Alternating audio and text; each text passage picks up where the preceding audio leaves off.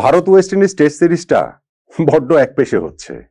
অবশ্য সেটা খুব যে অপ্রত্যাশিত তা নয়। ভারতের যে শক্তি তার সঙ্গে এই ওয়েস্ট ইন্ডিজের পেরে ওঠার কথা নয়। প্রথম টেস্টটা আহমেদাবাদে, সেটা 3 দিনের মধ্যেই ভারত জিতে নিয়েছে ইনিংস ব্যবধানে। দিল্লিতে যে দ্বিতীয় টেস্ট চলছে সেটাও কি চতুর্থ দিনে যাবে? মানে দ্বিতীয় দিন শেষে ম্যাচটা যেই জায়গায় দাঁড়িয়ে রয়েছে এবং ওয়েস্ট ইন্ডিজের যে ব্যাটিং এর করুণ অবস্থা এবং ভারতের বোলিং এর যে দুর্দান্ত অবস্থা, তাতে করে খেলাটা চতুর্থ দিনে নিয়ে যেতে পারলে, ইনিংস ব্যবধানটা এড়াতে পারলে, সেটাই ওয়েস্ট ইন্ডিজের জন্য কোট আনকোট সাফল্য হিসেবে বিবেচিত হবে। ভারত নিজেদের প্রথম ইনিংস 5 উইকেটে 518 রানে ঘোষণা করেছে। ওয়েস্ট ইন্ডিজ দ্বিতীয় দিনের খেলা শেষ করেছে 4 উইকেটে 140 রানে। এখনো তো অনেক খেলা বাকি, আপনি কাগজে কলমে হিসাব ধরলে সেটাই মনে হবে। কিন্তু যখন আপনি জানবেন যে এইবারের টেস্ট সিরিজে ওয়েস্ট ইন্ডিজের প্রথম টেস্টে একটা পার্টনারশিপ 50 পর্যন্ত পেরোনি, প্রথমবারের মতো এই ইনিংসে সেকেন্ড উইকেট পার্টনারশিপটা 50 পেরিয়েছিল, সেইখানটাতে এই ক্যারিবিয়ান ব্যাটিং লাইন আপের উপরে ম্যাচটা কম্পিটিটিভ অন্তত পক্ষে করে তুলতে পারবে ভারতের বিপক্ষে, অমন আশা করাটা বোধহয় একটুখানি বেশি হয়ে যায়। যেটা বলছিলাম, খেলাটা চতুর্থ দিনে নিয়ে গেলে যদি তারা ইনিংস ব্যবধান এড়াতে পারে সেইটাই এক ধরনের সাফল্য হবে। এই যে দিল্লিতে দ্বিতীয় দিনে খেলা হলো, সেখানটাতে মোমেন্ট অফ দ্য ডে বাঁচতে গিয়ে তাই কোন জায়গাটার কথা আপনি বলবেন? ভারত দিনের খেলাটা শুরু করেছিল 2 উইকেটে 318 রানে, সেইখান থেকে আরো 3টা উইকেট হারিয়ে ঠিক 200 রান যোগ করে তারা ইনিংস ঘোষণা করেছে। দিনের খেলার শুরুতেই তাদের জন্য একটা বিপর্যয়, আসলে বিপর্যয় যতটা না ভারতের জন্য, তার চেয়ে যশস্বী জয়সওয়ালের জন্য, যিনি 173 রানে নট আউট ছিলেন। জাস্ট 2টা রান যোগ করে 175 রানে তিনি আউট হয়ে গেলেন এবং তিনি রান আউট হয়ে গেলেন। রান আউটটা হলেন তিনি মিড অফে বল ঠেলে রান নেয়ার জন্য দৌড়েছিলেন এবং সেই রানটা আসলে কলটা তারই ছিল, কিন্তু সেই কলের রেসপন্ড শুভমান গিল অন্য প্রান্তে দাঁড়িয়ে থাকা ক্যাপ্টেন করেনি। ফলে সপ্তম টেস্ট সেঞ্চুরিটাকে তৃতীয় ডাবল সেঞ্চুরিতে রূপ দেওয়া হলো না যশস্বী জয়সওয়ালের। তবে বয়স 24 পেরোনের আগে এই যে 7টা টেস্ট সেঞ্চুরি করে ফেললেন, এই বয়সের মানে 24-এর আগেই 7 টেস্ট সেঞ্চুরি করা ওপেনারদের মধ্যে তিনি এখন সাউথ আফ্রিকার গ্রাইম স্মিথের সঙ্গে সবচেয়ে উপরে রয়েছেন।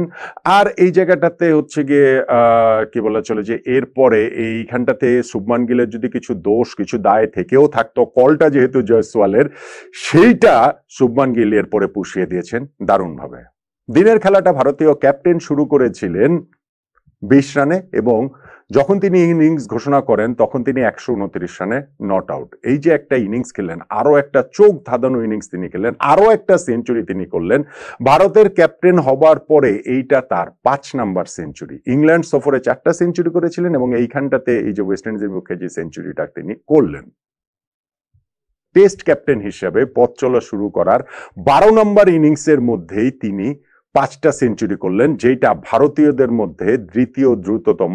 প্রথম 10 ইনিংসের মধ্যে 5টা সেঞ্চুরি করেছিলেন সুনীল গাভাস্কার, আর সব মিলিয়ে এই দ্রুততম রেকর্ডটা ইংল্যান্ডের অ্যালিস্টার কুকের। প্রথম 9টা টেস্ট ইনিংসের মধ্যেই ক্যাপ্টেন হিসেবে 5টা সেঞ্চুরি তিনি করেছিলেন। ফলে এই জায়গাটাতেও শুভমান গিল আরো একটা জায়গায় রেকর্ড বইয়ের নিজের নামটা লেখালেন। আর যদি ওইভাবে আপনি হিসাব করেন যে টেস্ট ম্যাচের হিসাবে ইনিংস না, সেইখানটাতে ডন ব্র্যাডম্যানের পাশে বসেছেন তিনি, কেননা 7 নম্বর টেস্টে ক্যাপ্টেন হিসেবে 5 নম্বর সেঞ্চুরি করলেন শুভমান গিল।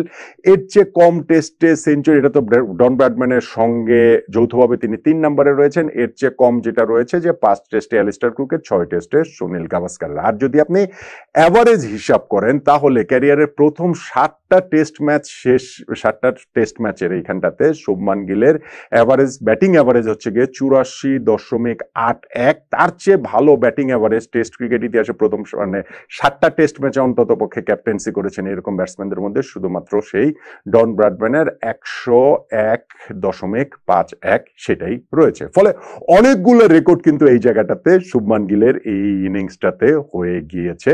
ওয়েস্ট ইন্ডিজ আসলে তাকে থামানোর কোনো পথই পায়নি।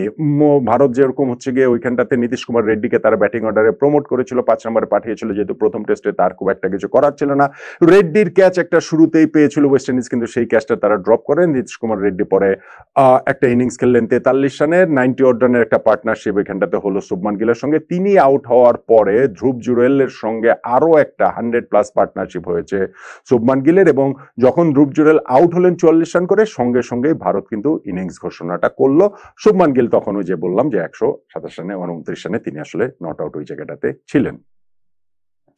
এরপরে গিয়ে ওয়েস্ট ইন্ডিজের ব্যাটিং স্ট্রাগল। প্রথম ওইটা একটা আলাদা উল্লেখের দাবি রাখতেই হবে যে জন ক্যাম্বেলের উইকেটটা তারা যেভাবে পেয়েছে, রবীন্দ্র জাদেজার বলে তিনি যে সুইপটা করেছিলেন সুইট টাইমিং এর মাধ্যমে, কিন্তু শর্ট লেগে দাঁড়িয়ে থাকা ফিল্ডার সাই সুদর্শনের কাঁধে লেগে কিভাবে যে বলটা জমে গেল এবং কিভাবে যে ক্যাচটা তিনি ধরলেন, মাথা তার নিচু ছিল, একেবারে তিনি শরীর বাঁচানোর চেষ্টা করছিলেন। সার্টেনলি সাই সুদর্শন সেটা জানেন না, কিন্তু ওই উইকেটটা ভারত সামওয়াট লাকি এই জায়গাটাতে তারা পেয়ে গিয়েছে। সেকেন্ড উইকেটে ওয়েস্ট ইন্ডিজে যেটা বললাম ওই যে 50+ এই সিরিজে প্রথম পার্টনারশিপটা হলো, কিন্তু একবার সেই পার্টনারশিপটা যখন ব্রেক হলো, 1 উইকেটে 87 রানে তারা পৌঁছে গিয়েছিল, দ্রুতই আরো 3টা উইকেট হারিয়ে 4 উইকেটে 107 রান হয়ে যায় ওয়েস্ট ইন্ডিজ স্কোর।